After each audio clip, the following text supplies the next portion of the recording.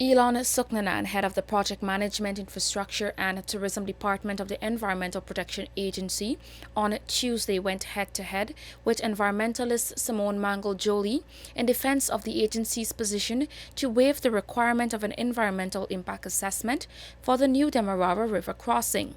The three-member Environmental Assessment Board, led by Pradeepa Bolnot, heard presentations from both parties. Mangle-Joly believes that an EIA is a critical component to the construction, while Sooknanan argued that only an environmental management plan is needed to address minimal risks.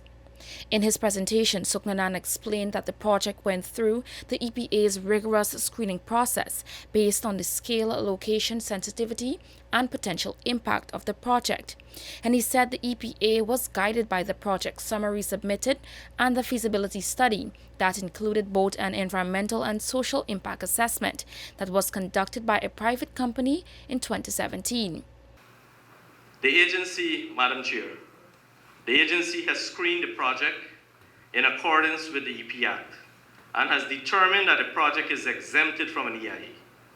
That is to say, it's not an approval, but it's an ongoing process, which we are still undertaking.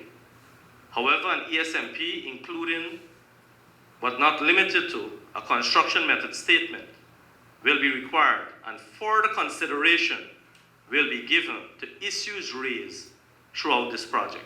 But the actions by the EPA were seen as putting the cart before the horse by the environmentalist who submitted the objection to the agency's decision. Mangle-Joly, in her virtual presentation, argued that the EPA did not offer a sufficient explanation why it waived the EIA requirement and did not identify all the likely impacts of the project of such magnitude. You have failed to identify risks. You have failed to identify subgroups of stakeholders that will be adversely affected.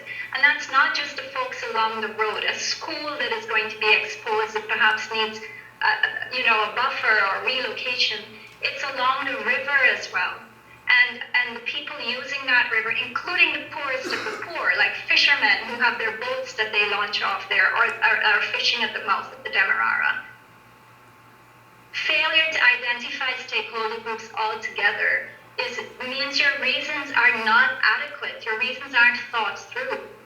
The assessment board now has 2 weeks to deliberate on whether it will confirm the EPA's decision to waive the EIA or require that an EIA is done before the project goes ahead. The proposed new Demerara crossing is expected to land at Nandi Park on the east bank of Demerara and Meerzorgen Lagrange on the west bank of Demerara. It serves as a critical component of the government's drive to expand and modernize Guyana's transport infrastructure. Reporting for the newsroom, I am Shakima Day.